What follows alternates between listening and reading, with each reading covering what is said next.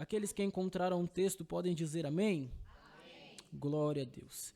A minha tradução, ela diz assim: portanto, visto que nós também estamos rodeados de uma tão grande nuvem de testemunhas, deixemos de lado todo o peso e o pecado de tão de perto nos rodeia, e corramos com paciência a corrida que está proposta diante de nós, olhando para Jesus, o autor e consumador da nossa fé, o qual, pela alegria que lhe foi proposta, suportou a cruz, desprezando a desonra, e está assentado à destra do trono de Deus.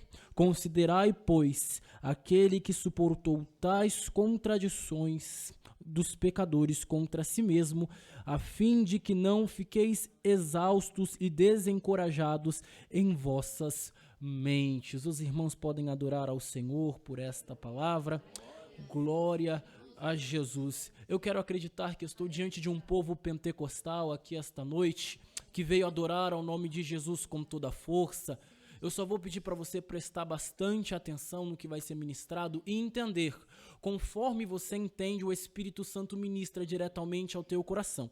E conforme ele ministrar, eu tenho certeza que você vai ser edificado. E aí você tem total liberdade para manifestar a tua adoração esta noite. Você pode levantar as suas mãos, você pode dizer glória a Deus, aleluia, louvado seja o nome do Senhor. Mas preste bastante atenção. Os irmãos estão comigo, amém? Glória ao nome de Jesus. A carta aos Hebreus, ou epístola aos Hebreus, é um livro que ele vai ser muito observado pelos estudiosos cristãos durante todo o decorrer da nossa caminhada. Isso porque, justamente como a carta aos Romanos, esta epístola ela tem uma participação muito especial na carreira da fé cristã, uma vez que ela explica muito bem como a fé cristã funciona. Uma vez que ela vem para explicar os princípios da fé cristã, apontando para Jesus como autor e consumador da fé, ela também vem para dar embasamento mediante aquilo que nós vivemos e que nós confessamos.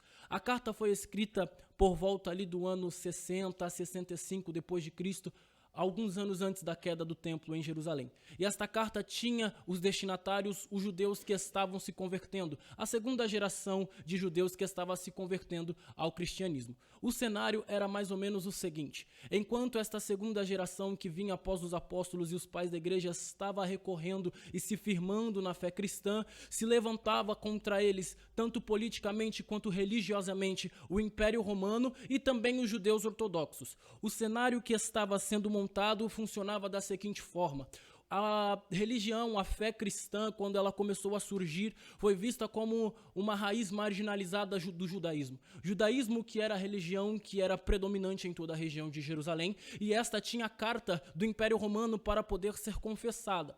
Quando o cristianismo surge, ele surge com um impacto muito grande. Jesus começa a movimentar muitas multidões, e Roma teme que o movimento iniciado por aquele homem, por nome de Jesus, se tornasse um movimento que ameaçasse o domínio do império. De certa forma, então, nós vamos ver a morte de Cristo, a sua crucificação, e logo no início da fé cristã, ela tentando ser destruída tanto pelo império quanto pelos judeus ortodoxos. E dentro deste contexto, aquele que escreve a carta, ele tem duas preocupações. A primeira, que aqueles que se converteram de fato e confessaram a fé em Jesus viessem a se perder por conta da perseguição física. E segundo, que eles viessem a regredir, a viver de forma com aquele judaísmo ortodoxo, aquele que era muito mais ligado à questão das práticas religiosas do que de fato a pessoa de Jesus. E é com esta preocupação que o autor, que nós de fato não conhecemos porque o texto não vai citar, alguns dizem que é Paulo, outros dizem que é Barnabé, mas fato é que o autor ele tem a preocupação de embasar a fé do povo. E embasar em que, Gabriel? Em Cristo. Porque o principal tópico, o principal assunto de toda a epístola é a pessoa de Jesus. Porque se nossa fé de fato é uma fé cristã,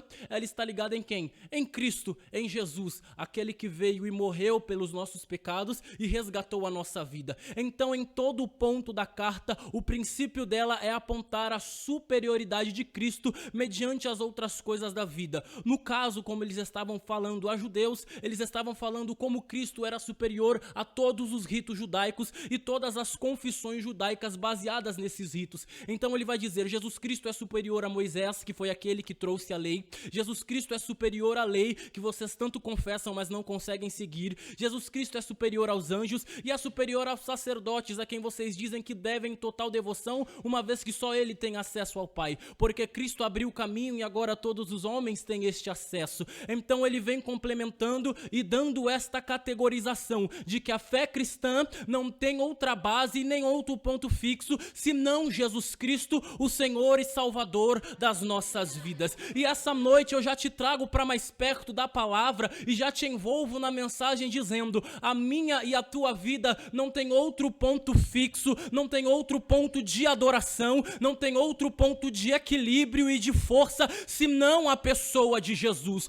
Foi Jesus quem te resgatou, foi Jesus quem te salvou, foi Jesus quem limpou a mancha que o pecado deixou na tua vida, te trouxe para cá esta noite, te transformou por completo, e se você veio até aqui, eu tenho certeza que foi para aproximar o teu contato com Ele e confessar mais uma vez que é por causa dele, que foi por causa dele que você chegou até aqui. E eu já sinto a presença de Jesus e posso ministrar com total alegria nas nossas vidas que não há outro ser superior ou tão poderoso que se possa comparar ao nosso Jesus e Salvador. Ele quer fazer uma defesa da fé cristã e embasar. A nossa fé está totalmente vinculada à pessoa de Jesus. Como Paulo deixou claro na carta aos Romanos, onde ele vai dizer que houve ali a salvação que veio através de Cristo, que veio através da pessoa de Jesus. E nós vamos observar desta forma e vamos compreender que o mesmo problema que havia naquela época, nós podemos observar nos dias de hoje, onde as pessoas estão trocando Jesus pelos ritos, trocando Jesus pelas marcas humanas, e a preocupação dele eu posso trazer para os dias de hoje, onde Jesus não é mais o foco do culto, onde Jesus não é mais o foco da vida cristã, onde Jesus não está mais no centro da vida de muitos daqueles que se dizem confessar pela fé cristã. Está chegando um tempo ou um período onde Jesus está ficando em segundo plano e está entrando em primeiro lugar aquele evangelho que fala da prosperidade, aquele evangelho que fala da busca, aquele evangelho que fala da onde eu devo crescer, da onde eu devo expandir as minhas posses. E Jesus, ele não é mais adorado, ele não é mais visto, ele não é mais glorificado na igreja. O culto só é bom quando a gente vê o milagre, mas e o culto onde Cristo está presente não é mais suficiente.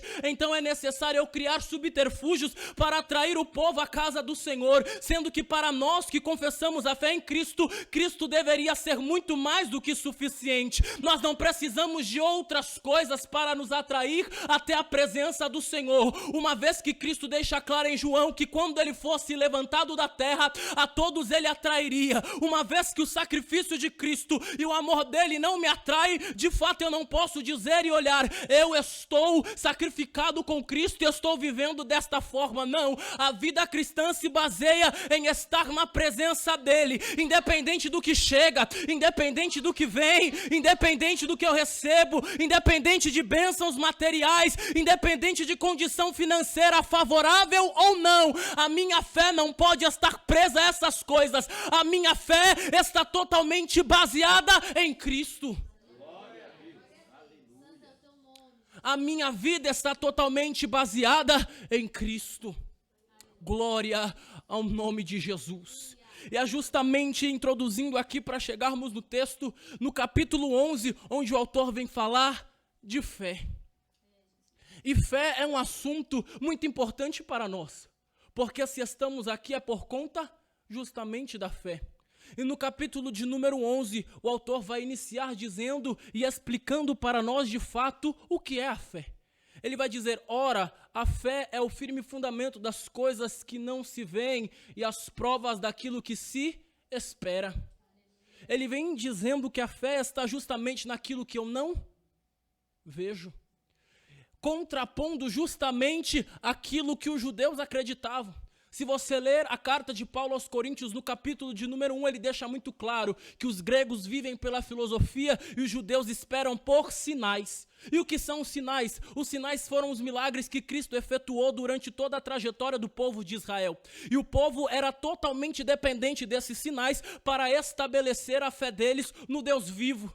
Podemos observar isto claramente no livro do Êxodo. Quando Deus abre o mar e o povo atravessa, do outro lado eles glorificam. Só que quando Deus se silencia no deserto, eles já criam um bezerro de ouro procurando alguma imagem para adorar, porque dependiam dos sinais. Se não tem sinal, não tinha adoração. Se não tinha sinal, a fé não era existente. Mas o autor vem contrapondo isso, ele vem dizendo: a nossa fé não está baseada em sinais. A fé é a prova daquilo que não vemos, mas daquilo que nós esperamos. Ou seja, a nossa fé independe daquilo que a gente vê, independe do sinal, está totalmente vinculado na esperança que nós possuímos de que alguma hora Cristo vai intervir e vai agir em nosso favor. A nossa fé não está baseada em coisas palpáveis, a nossa fé não pode estar limitada em coisas visíveis. A nossa fé é totalmente vinculada a um fato sobrenatural, que é a encarnação de Cristo e a sua ressurreição. Uma vez que também na carta aos Coríntios, Paulo vai dizer: se nós não cremos no Cristo ressurreto, a nossa fé é uma fé vã. Mas se nós cremos que Ele morreu, mas também ressuscitou, aí se faz o vale da nossa fé. Nós não vimos, nós não tocamos, nós não estivemos lá, mas cremos de fato que Cristo vive, que Cristo reina e que muito em breve Ele vai voltar para buscar a nossa igreja. É por isso que a nossa fé não está baseada em carro, a nossa fé não está baseada em chave de casa, a nossa fé não está baseada em dinheiro que entra na conta, a nossa fé não está baseada em rosa ungida, a nossa fé não está baseada em coisas palpáveis. A gente não vê, mas a gente espera, porque a nossa fé está em Cristo. Ele está tentando desmistificar esta fé barateada, palpada apenas em milagres. A fé genuína, mesmo sem milagre, ela persevera, porque uma vez que nós temos fé, nós permanecemos firmes.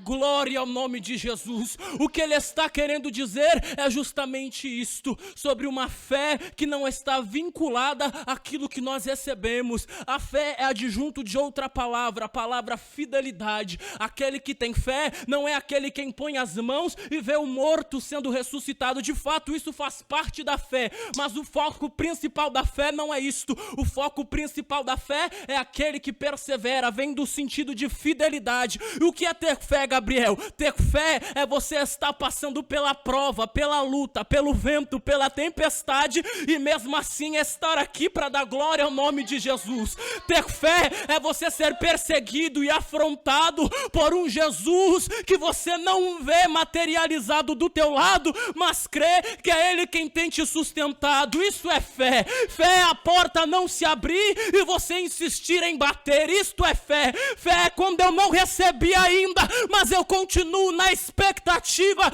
de que logo logo Jesus vai agir em meu favor. Isto é que é fé. E eu estou pregando para alguém de fé esta noite. Eu tenho certeza, porque você não viu a bênção ainda, mas você veio adorar ao nome dele.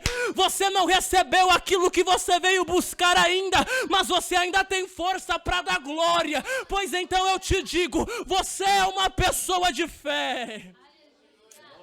Oh, glória ao nome de Jesus.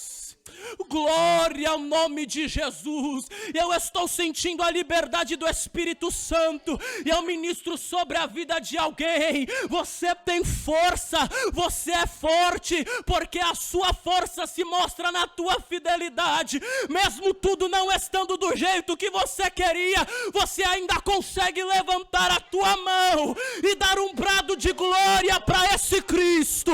Eu estou pregando para alguém aqui que viu portas se fechando, está enfrentando luto, está enfrentando a guerra, mas não consegue negar o nome dele, porque ele, oh meu Deus, será que tem alguém aqui para confessar esta fé comigo? Ah, meu Deus do céu, Jesus está ministrando para alguém. Eu vou te dar força. Você vai enfrentar as provas e as dificuldades, porque eu estou depositando fé sobre a tua vida. Recebe graça. Recebe graça agora em nome de Jesus. Quem pode levantar uma das mãos e receber esta graça? Porque Jesus está dizendo: eu vou te fortalecer na hora da tua angústia. Porque tu manteve-se firme e fiel ao meu nome, eu vou derramar uma graça sobre a tua cabeça nesse momento. Porque você suportou a afronta e a agonia, eu estou te abraçando agora. Recebe esse abraço. Recebe este abraço.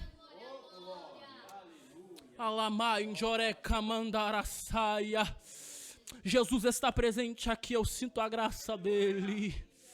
E ele prossegue dizendo que sem fé é impossível agradar a Deus. Mas preste atenção na formatação da frase. Sem fé é impossível agradar. Agradar a quem? Sem fé é impossível agradar a? Então raciocina comigo. Se sem fé é impossível agradar a Deus, ele está querendo aplicar nesta frase o sentido de que a minha fé não vem para agrado próprio. Ela funciona em favor e em vigor de agradar a? Então a fé não é moeda de troca para receber aquilo que eu quero? Então quer dizer que a minha fé não é uma moeda de troca para eu vir aqui e dizer: Senhor, eu tenho fé, me dá aquilo que eu preciso? De fato não. A minha fé tem um objetivo: agradar a Ele.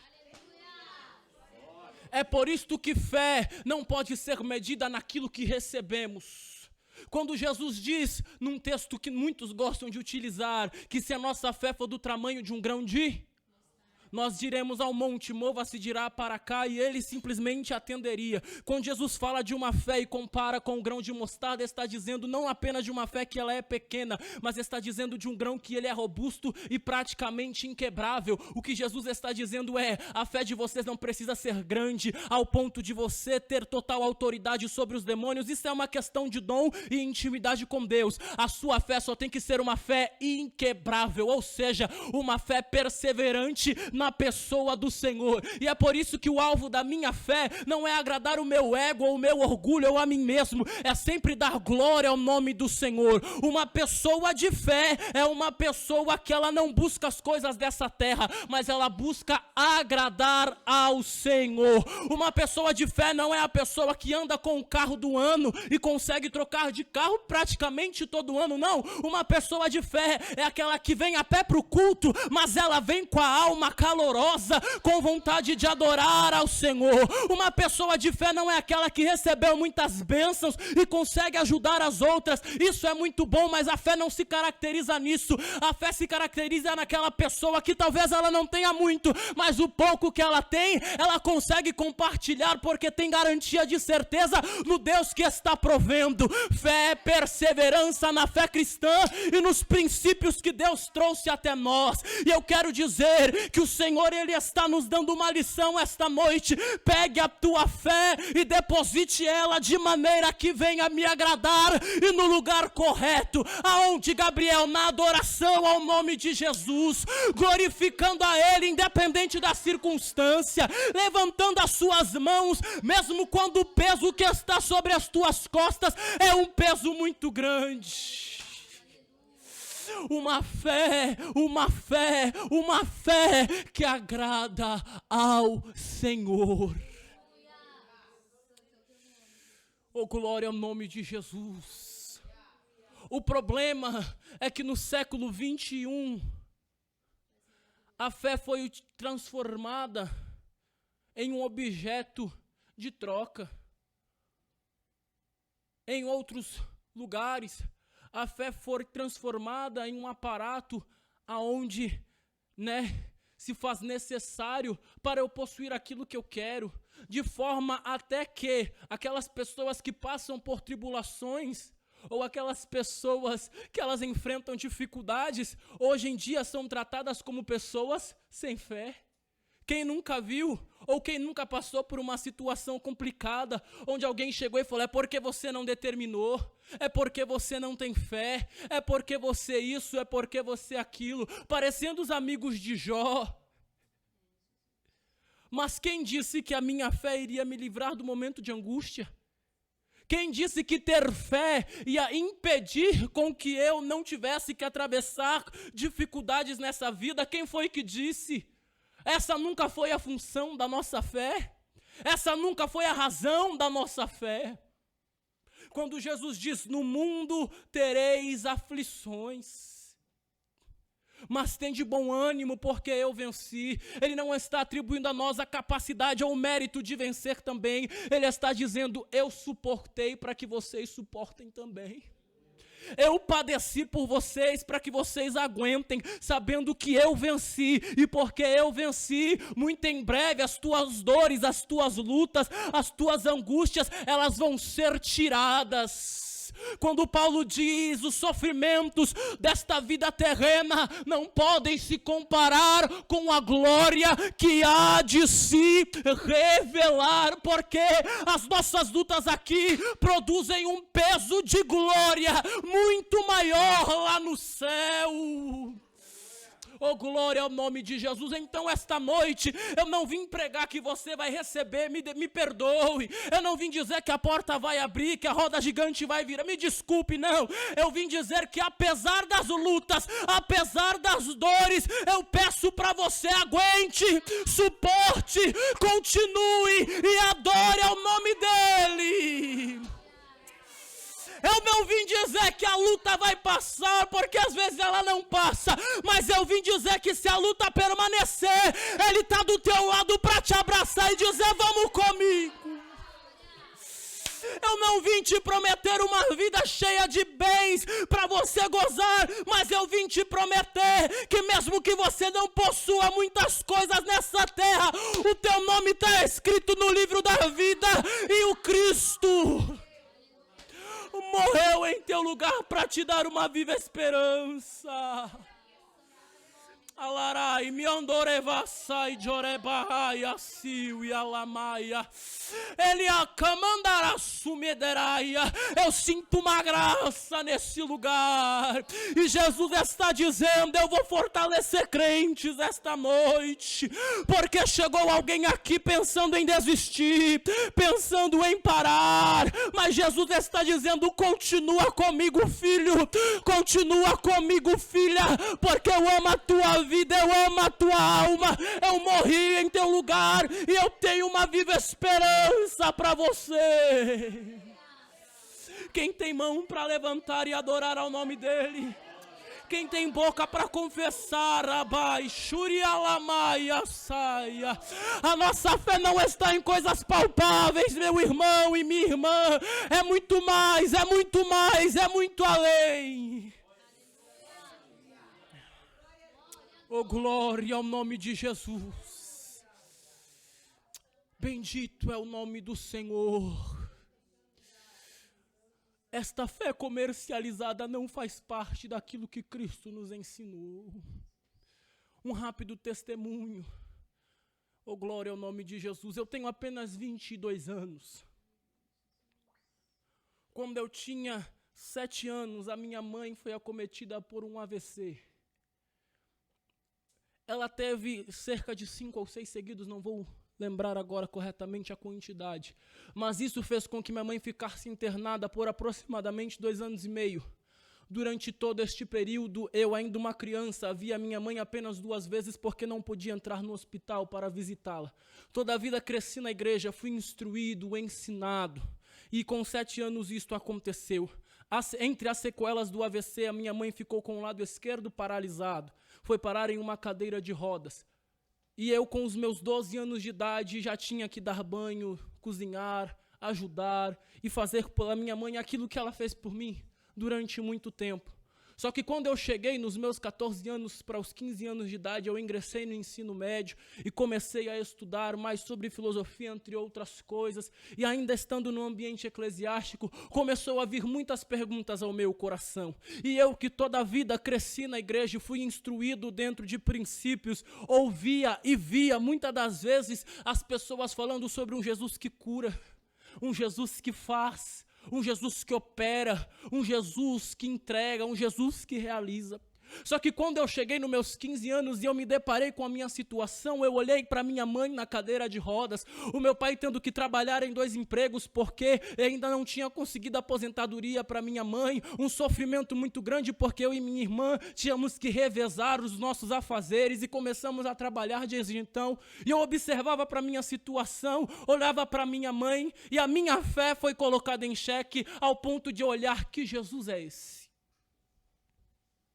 Que todo mundo fala que cura, que faz, que realiza, e ele deixa a minha mãe nesta situação.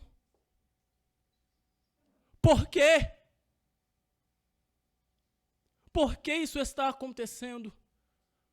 E entre os meus 15 e os meus 17 e 18 anos de idade, eu me afastei da presença do Senhor por este simples motivo. Porque Jesus não quis curar a minha mãe. E até hoje a minha mãe está numa cadeira de rodas. E até hoje Jesus não fez um milagre. E o que me fez retornar, você deve estar se perguntando. Um dia, quando eu estava com os meus 18 anos de idade, meu pai e minhas tias foram buscar a minha mãe em casa e levaram ela para a igreja. A minha mãe, independente de todas estas circunstâncias, nunca negou a fé, mas tinha dificuldade de estar no culto por conta da locomoção. Mas quando chegou no culto, o pastor pregava e a minha mãe chorava e falava em línguas estranhas. E eu observava e falava: mas o que está acontecendo? Foi de repente que veio uma irmã em minha direção. E ela tocou o meu ombro e disse assim: filho, você pergunta para mim o porquê disso, o porquê daquilo outro. Mas eu te pergunto nesta noite, se você puder me responder, por que foi que o prego transpassou a minha mão? Por que foi que a lança atravessou o meu peito? Por que foi que a coroa de espinho foi colocada na minha testa? Você pergunta o porquê eu não fiz, eu te pergunto o porquê se submeteu esta situação sobre mim. Foi justamente nesta hora que eu fui correndo até a frente, me joguei no altar e eu entendi: Jesus não tem obrigação de fazer nada por mim, porque o que era necessário fazer, Ele já realizou. Ele pagou a dívida que você não pagaria, Ele pagou aquilo que você nunca teria. Ah, meu Deus! Ele fez por você aquilo que ninguém poderia fazer. E me alassúria de camandarabassai. Ele olhou para mim e disse: o que você precisava que fosse feito, eu já realizei. Aleluia, Jesus. E foi aí que eu entendi: o foco da minha fé não é receber, mas é viver de forma que eu agrade a Ele. Oh, glória a Jesus. Bendito Deus, sem fé é impossível agradar a Deus. Depois que o autor cita isso, no decorrer do capítulo 11, ele vai dando-nos os exemplos de fé que a Bíblia nos traz na antiga aliança. Ele fala de Abraão, ele fala de Abel. Ele fala de muitos. Estes são aqueles que o autor vai caracterizar como os heróis da fé. E quando chega no capítulo de número 12, e ele diz: ora, agora nós que estamos cercados de uma tão grande nuvem de testemunhas. Que testemunhas são essas que ele está dizendo? Ele está dizendo de todos os exemplos de fé do capítulo de número 11. E ele diz: olhando para estes homens que, apesar de todas as dificuldades, perseveraram, o que nós, as testemunhas, estamos fazendo nesta hora. Ele entrega uma responsabilidade. Glória ao nome de Jesus. E o termo grego para utilizar marturo, que significa testemunha, depois vai se tornar uma palavra que hoje nós conhecemos muito, a palavra mártir. E o que é mártir? Mártir é aquele que não nega a fé, apesar da ameaça de sangue. Suportaram até a morte. Quando ele está citando e falando a respeito das nuvens de testemunhas que nos cercam, ele está querendo trazer para um contexto e mostrar que homens, por ter fé, suportaram. Então você também pode suportar. Homens, apesar da dificuldade, pelo poder e ação do Espírito Santo, aguentaram. E o mesmo Espírito Santo que operava na vida deles, opera na tua. Então você também consegue suportar. E eu estou dizendo isto porque de repente alguém chegou aqui esta noite e a palavra que grita no seu interior é: eu não suporto mais. Só que a ação do Espírito Santo nos toma nesse ambiente, eu tenho certeza disso. E ele está dando força para alguém para dizer: você aguenta. Você suporta, você não retrocede. Eu estou te dando graça nesta hora para aguentar. Você não morreu, você está firme. Você vai continuar de pé. Oh, glória ao nome de Jesus. Esse Deus é santo. E então ele vai dizer: corramos a carreira que nos está proposta. A comparação da carreira aqui no texto é muito simples. Naquele período já existia aqui os atletas olímpicos que eles corriam na Grécia Antiga. O trajeto que eles corriam era de cerca de 42 quilômetros. E o que o autor está querendo dizer é mais ou menos referente a esta questão. Ele coloca a vida cristã como a vida de um atleta, onde nós devemos perseverar na corrida. Só que ele fala de dois embaraços. O peso e o pecado. O peso fala da acusação, aquilo que é depositado sobre nós. E o pecado fala justamente do errar o alvo, que é quando nós nos afastamos da lei e do mandamento de Cristo. E o que o autor está tentando nos dizer? Que para correr é necessário deixar aquilo que nos prende.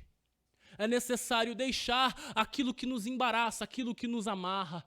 Ele está dizendo: para correr esta carreira tem que ficar alguns fardos. Para correr esta carreira tem que ficar algumas questões que estão nos impedindo de continuar carregando ali a nossa vida cristã da maneira correta. Porque de fato, se eu tento correr com algo amarrado em minhas costas, a corrida vai ficar mais cansativa e mais difícil. De forma que eu vou me fadigar e não vou conseguir chegar no foco principal. Então, é necessário entender que para continuar nesta carreira, algumas questões vinculadas ao meu eu e ao meu ego, elas ficam para trás. Algumas questões vinculadas à minha vontade própria e que me fazem pecar, ficam para trás. Jesus, quando vai falar a respeito de vida cristã, de fato, ele fala: aquele que quiser vir após mim, antes de tomar a cruz, tem que fazer uma coisa: negar-se a si mesmo. Porque a corrida proposta é uma corrida longa, 42 quilômetros. E o que ele está querendo dizer é o seguinte: a nossa corrida não é de tiro curto, ela é progressiva. Nós temos um caminho longo para percorrer. E se nós estivermos enfadados e amarrados com pecado e coisas desta terra, nós não vamos conseguir continuar na carreira, nós vamos ficar cansados. E quantos cristãos cansados não existem hoje em dia porque não conseguem largar os vícios? E quantos cristãos cansados não existem hoje em dia porque não conseguem abandonar aquele pecadinho de estimação que vem alimentando e ele não solta de jeito nenhum? E quantos cristãos cansados nós vemos porque negligenciam um pedido de perdão? Mas o Senhor está dizendo: para continuar na carreira que é longa e continuar correndo e chegar no final, no trajeto, é necessário deixar as coisas que nos embaraçam. O céu vai nos dar graça essa noite para deixarmos de lado algumas coisas que estavam nos prendendo para continuarmos correndo, porque o que o Espírito Santo está propondo é correr esta carreira com liberdade na presença do Senhor. O céu está dizendo: com a minha graça eu estou te libertando hoje, e você vai correr com muito mais vigor, sem sentir tanto cansaço, sem sentir tanto esse peso. Recebe graça para correr esta noite. Glória ao nome de Jesus. Oh, Espírito Santo, eu sinto uma brisa leve soprando sobre nós. O tema é adoração com perseverança, e vir aqui nesta quarta-feira de chuva já comprova o quão perseverante você é. O céu está dizendo: eu vou recompensar a sua vinda aqui. O meu Espírito Santo vai envolver você, eu vou te renovar. Você vai voltar a sentir a minha presença de pertinho. A intimidade vai estreitar esta noite. Alguém que há muito tempo não chorava na minha presença vai ser visitado nesse momento, porque a minha graça desceu no ambiente. Oh, glória ao nome de Jesus. Abaixa a sua cabeça por um minuto, feche os teus olhos, vai orando, porque a graça do Eterno desceu aqui. A presença do Grande está nesse lugar. Oh, glória. Enquanto você ora aí, o Espírito Santo prega na minha boca, eu estou renovando. Enquanto a lágrima cai, o Espírito Santo está dizendo: eu estou te abraçando. Porque tem alguém que chegou aqui esta noite dizendo: Senhor, me perdoa, Senhor, me dá força, Senhor, eu estou tentando, mas está difícil. E o céu está dizendo: eu não menosprezo as tuas tentativas esta noite. Eu não desprezo as tuas lutas internas, conheço todas elas, e é por isso que eu vim aliviar o teu fardo. Recebe a minha presença agora e o alívio na alma. Pega essa graça, pega essa graça, pega essa graça, pega esta graça, porque enquanto eu prego, o Senhor está visitando a tua alma. Amai jorecabara subialahamai o céu ia. Elamai orebacamandara sandorevaia. Eu estou vendo a presença do Senhor envolvendo alguém aqui. Eu estou vendo a graça do Senhor transformando alguém aqui.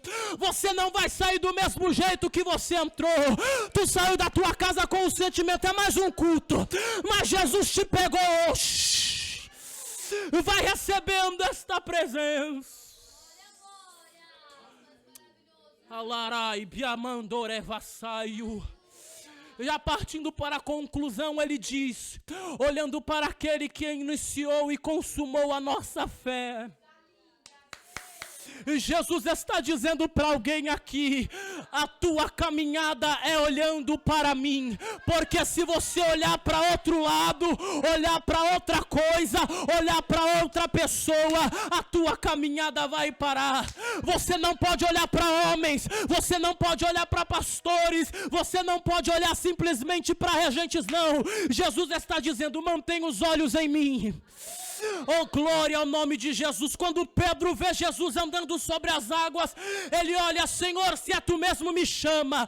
Enquanto ele estava olhando para Jesus, ele estava andando por cima das ondas. Só que quando ele olhou o vento, olhou o mar, olhou a água, ele começou a afundar. Jesus está dizendo: olha para mim que você não afunda. Olha para mim que a tua graça, labaia, céuia, está vinculada à minha pessoa. Oh, glória. Jesus está convidando alguém a olhar para ele. Olhe para ele, olhe para ele, olhe para ele, olhe para ele. Ele não decepciona, ele não mente, ele não trai, ele não falha. Olhe para ele. Oh, glória ao nome de Jesus.